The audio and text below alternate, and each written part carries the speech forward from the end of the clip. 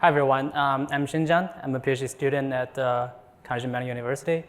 Today I'm going to talk about our work building an elastic block storage over EBOFs using shadow views. This is a joint work with my collaborator, also Ming at the University of Wisconsin-Madison before I joined CMU. So storage disaggregation has been widely adopted in data centers nowadays. There are two driving factors. One is high-speed data center networks, and the other one is a fast remote storage protocols such as NVMe EBOF. With storage disaggregation, the compute pool consisting of multiple CPUs is connected to a pool of many storage devices via high-speed network switches. The benefits of storage disaggregation include independent scaling of compute and storage, its cost efficiency, and high resource utilization. For example, Microsoft Azure has a compute cluster and a storage cluster in the data centers, and they widely use RDMA communication. The predominant storage hardware substrate is server JBOFs, namely just bunch of flash, which includes multiple x86 processors and 8 to 24 NVMe drives with PCIe. Recently, another disaggregated storage hardware, SmartNIC JBOF, has been gaining popularity. So SmartNIC JBOFs are a low-power and high-performance storage appliance, which contain SmartNICs and PCIe switch, usually connected to 4 to 8 NVMe drives. They also have domain-specific accelerators on the SmartNIC. So different from server JBOFs, SmartNIC JBOFs handle the storage protocol processing on the SmartNIC through multiple ARM cores. In addition to JBOFs, EBOF, namely Ethernet bunch of flash, is an emerging storage appliance. EBOFs pack an Ethernet switch with NVMe drives into one system on chip, which contains hardware-assisted remote I/O processing pipelines. An example EBOF hardware model is Fungible FS1600, which is also the one that we use throughout this work. So the internal layout of an EBOF has three major components. The first one is an onboard Ethernet switch with 12 high-speed NIC ports. The second is 24 NVMe drives, and the third one is 2 ASIC I/O processing pipelines. Compared to server or SmartNIC JBOFs, EBOFs have the following benefits. They increase I/O scalability, they improve the overall resource utilization and reduce resource stranding. They also achieve higher energy and cost efficiency. So in EBOFs, I/O requests go through a sequence of processing stages along the pipeline. In the first stage, a request is transmitted from the NIC ports to the cores. These cores handle the network stack as well as converting the requests from the network capsules into NVMe EBOF commands. In the second stage, the I/O accelerators offload certain compute tasks such as compression, encryption, erasure coding if enabled. And finally, in the third stage, the I/O requests are orchestrated by the traffic manager and submitted and executed on the target NVMe SSD. Okay, so with the EBOF hardware layout in mind, we performed several experiments to characterize its capabilities and limitations. As the experimental setup, we performed these experiments in Cloud Lab 3. The hardware testbed includes a Fungible FS16 EBOF box, Dell R7525 servers, plus Mellon 100 gigabits NICs. As for the software system, we're running NVMe over TCP and Linux kernel version 5.15. We run block I/O-based macro benchmarks, and we mainly focus on latency and throughput.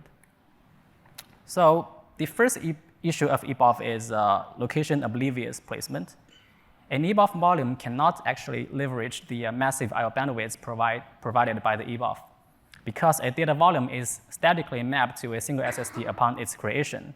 And whenever there are multiple candidates, the placement just randomly chosen. To overcome this limitation, one can use tools such as Logical Volume Manager, LVM, to create a logical volume over multiple EBOF physical volumes to multiplex the I/O bandwidths. So we performed a few experiments to see the maximum bandwidth they can achieve in different I/O workloads when adding physical volumes. So as we can see in this figure, for some I/O profiles, such as 2 megabytes sequential writes, the bandwidth scale up pretty well. But for some others, they do not and can show inferior performance. This is because such placement policy is still location oblivious and unable to fully harness the parallel I/O paths. So the takeaway here is we need flexible and location-aware data placement to unleash EBOF's bandwidth capacity. The second issue of EBOF is size-dependent bandwidth allocation. So an EBOF node allocates the bandwidth of a volume proportional to its size following the below formula. If the IOs issued to the volume exceeds its allocated bandwidth, the traffic manager will delay some of them to make sure the QoS upper bound is not violated. So in this experiment, we plot the latency bandwidth curve with varying volume size. We can easily see that a volume gets double bandwidth if it doubles its size. So such policy is pretty simple and straightforward, but actually contradicts many common storage usage patterns. For example, metadata services usually require high IOPS, but don't need a large size, and this will waste capacity. So we can draw the takeaway that bandwidth reservation should be decoupled from capacity allocation and needs to be controlled in an on-demand manner. The third issue of EBOF is heavy IO interference. An EBOF volume is tenant and a device condition unaware. Existing EBOF volumes employ a per volume rate limiter to enforce performance isolation. However, this ignores the interference at the NVMe drive level. So we did experiments where we measured the bandwidth of a mixed read-write IO streams with varying read ratios. In this figure, we can see the bandwidth of either read or write drastically decreases when increasing the mix ratio. For example, the read bandwidth suffers a 90% degradation at the 50-50 mix compared to read-only. So the takeaway is mitigating IO interference requires an EBOF to monitor its end-to-end bandwidth availability and conditions at runtime. In summary, the root cause of the issues in existing EBOFs is that an EBOF system applies the smart sender dumb receiver design philosophy and provides backward-compatible, volume-oriented storage functionalities. This greatly simplifies the system integration and deployment, but it comes with these problems that we have seen so far. So how do we tackle these issues? Our approach is a distributed software-based EBOF telemetry system called ShadowView, which continuously monitors the EBOF running condition and exposes EBOF internal status to assist efficient IO processing. As an overview, we built a ShadowView based on the observation that high-speed data center networks makes fast data synchronization possible. Our fundamental goal is to build a software telemetry system as an intermediate layer to expose the EBOF internal running conditions to help solve the problems that we have seen. It provides the capabilities of hardware model-based running snapshots, as well as 3 performance monitor domains across a whole IO data path. So in ShadowView, we model the EBOF hardware as a 2-layer switch architecture. The upper half is a network switch consisting of n bidirectional net pipes, while the bottom half is modeled as a storage IO switch consisting of n bidirectional IO paths. Components of the hardware model are grouped into 3 performance domains. The first one is port statistics, which includes transmit bandwidth and size distribution. The second is pipe statistics, tracking the processing throughput. And the third one is SSD statistics, such as read-write available bandwidth, IO queuing delays, write cost. Because the SSD internals are opaque, we estimate these metrics from the running history following prior studies. So to construct the ShadowView, there are 2 entities, the view agent and the view controller. Upon an IO request is executed on an EBOF and completes, the view agent firstly updates its local ShadowView. Then it forwards the IO statistics vectors, which tracks the end-to-end information of the IO request to the view controller through RPC. Then the view controller also updates its central ShadowView in a similar way as the view agent. Pretty simple. To synchronize the ShadowView across multiple storage clients, it's expensive to maintain a strongly consistent view, which is also unnecessary. Instead, inspired by cache coherence protocols, we use a monotonically increasing counter to represent the view recency. So the view controller associates the counters of the affected components in the ACK. The view agent decides if its local view is up to date by comparing them with their local counters. The shadow view supports 2 synchronization modes. In the push mode, the view controller proactively pushes the central shadow view to the clients at certain events. And in the pull mode, the clients fetch the view copies from the controller to obtain the latest EBOF condition. Now I'm introducing how we build block storage over EBOFs.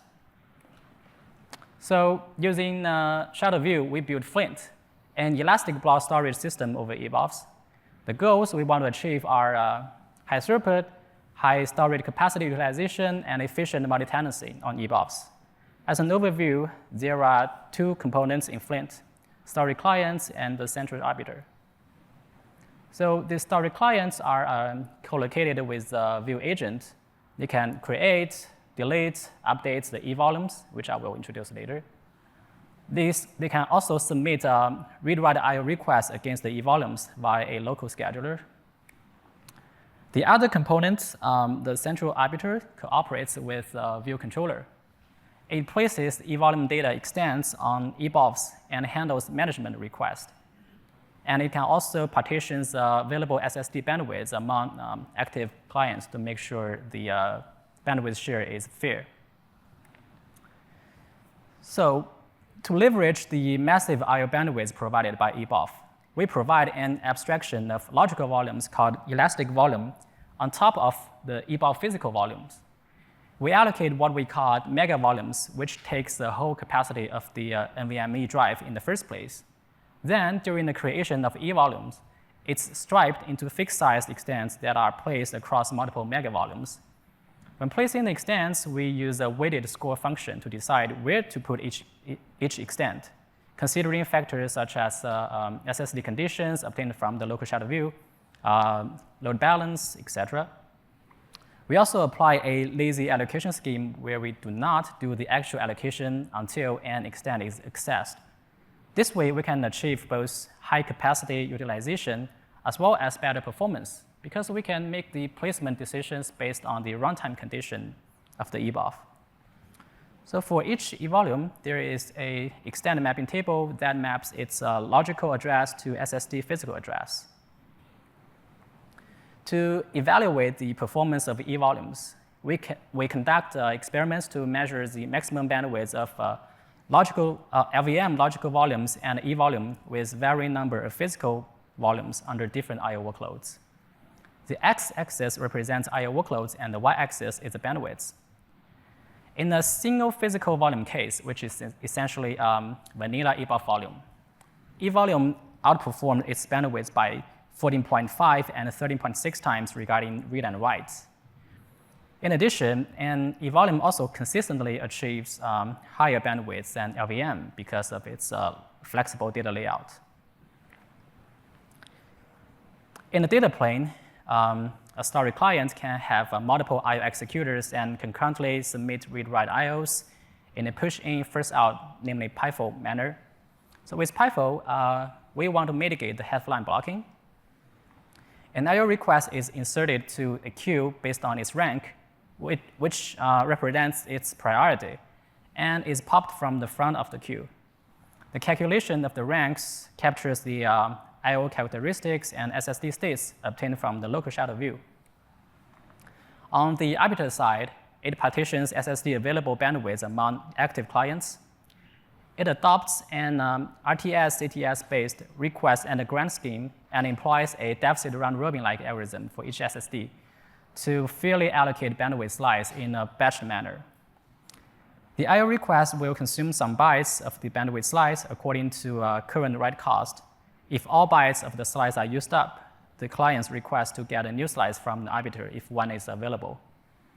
Finally, the I/Os are executed on EBOF via NVMe EBOF. So we did experiments to understand how Flint mitigates I/O interference based on our design. We set up 2 types of co-located I/O streams, where the victim stream issues 4 kilobytes I/Os with the small QDAPs, while the background streams send different I/O types with the large QDAPs. The x-axis represents P50, P99, and P99 latency, and the y-axis is the actual latency number in microseconds. As we can see, Flint reduces 2.6 and 1.7 times P99 latency with co-located read and write due to the priority scheduling.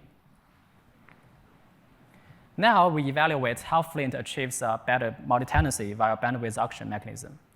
So we configure 3 workload scenarios with 2 types of competing I/O streams issued from 2 clients and measure the maximum bandwidth of each client.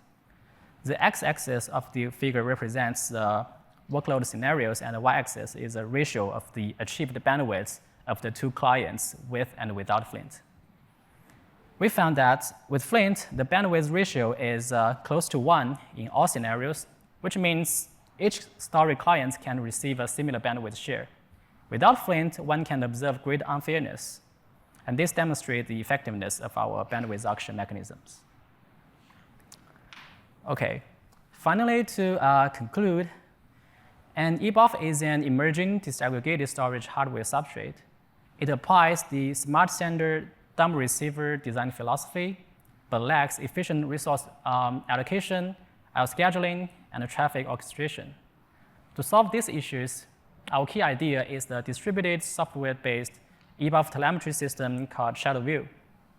Based on that, we built Flint, an elastic block storage for EBOFs, which provides an elastic volume abstraction, pipe scheduling, and bandwidth auction mechanism to achieve high performance and efficient multi-tenancy. Check out our code on GitHub.